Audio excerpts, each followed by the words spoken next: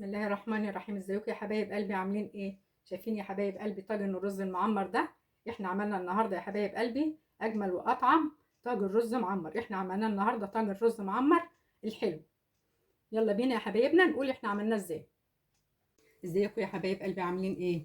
النهارده ان شاء الله باذن الله تعالى هنعمل اجمل واحسن طاجن رز معمر. انا بعمله بطريقه كويسه، فخليكم معايا وشوفوا الطريقه اللي انا هعملها ايه. انا معايا هنا يا حبايب قلبي الاول اهو زي ما انتم شايفين كده، دول كوبايتين رز انا غسلتهم ونقعتهم حوالي 5 دقائق. هنزل بيهم الاول في الطاجن بتاعنا.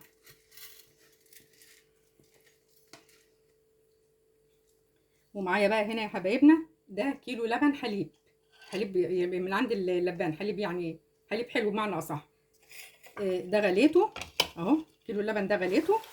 هنزل بقى عليه بكوبايه ونص سكر. السكر ده يا حبايبنا تبع ما انتوا بتحبوا. ادي كوبايه،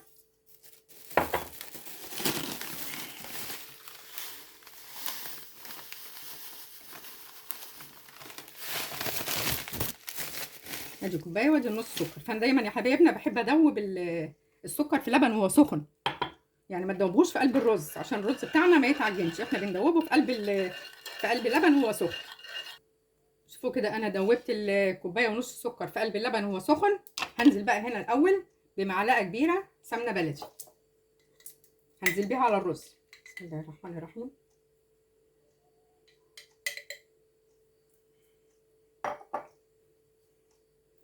هننزل بقى يا حبايبنا كده باللبن بتاعنا.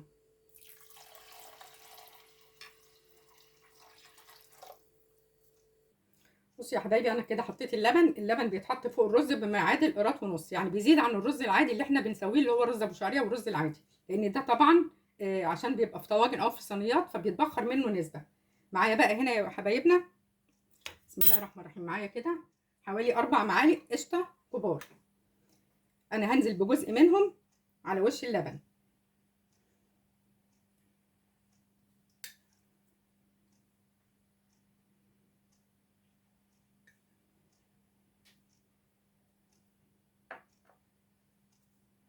بصوا بقى انا هنا معايا كوبايه زبادي. عايزه اقول لكم كوبايه الزبادي دي بتودي صينيه الرز المعمر دي في حته تانية. هحطها يا ولاد على بقيه او يا حبايبنا بمعنى اصح هحطها على بقيه طبق القشطه.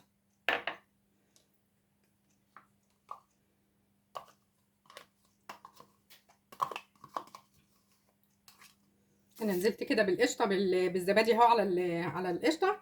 هنبدا نقلبها مع بعض كده تبقى كريمي. بصوا كده انا قلبت الزبادي اهو مع القشطه. مش عايزه اقول لكم كوبايه الزبادي اللي بتتحط دي على الوش مع القشطه، مش عايزه اقول لكم بتعمل ايه في الرز المعمر بتاعنا. بتخليه بتديله وش جميل وبتديله طعم وطراوه، مش عايزه اقول لكم بتخلي يعني بتودي طاجن الرز بمعنى اصح في حته تانية. هنزل بقى يا حبايبنا كده على الوش وما تقلبوهوش، يعني تحطوه على الوش وما تقلبوش. هنزل كده انا بيه كده على الوش.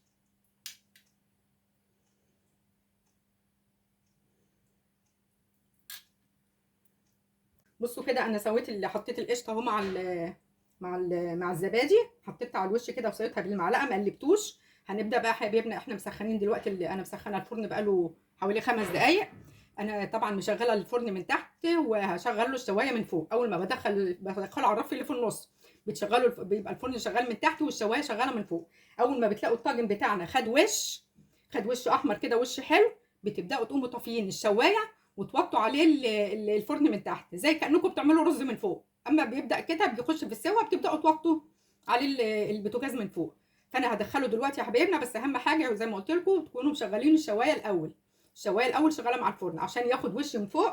والوش ده بيعمل لنا عازل للرز من تحت، الرز بتاعنا ما ينشفش ويطلع مفلفل كده وجميل. اول ما يخرج ان شاء الله يا حبايبنا من الفرن هوريه لكم. شايفين يا حبايبنا ادي الرز المعمر بتاعنا اهو بعد ما خرج من الفرن. شايفين شكله عامل ازاي اهو؟ مش عايزه اقول لكم طعمه وريحته خطير. احنا هنقطع لكم منه حته ونوريها لكم يا حبايب قلبي.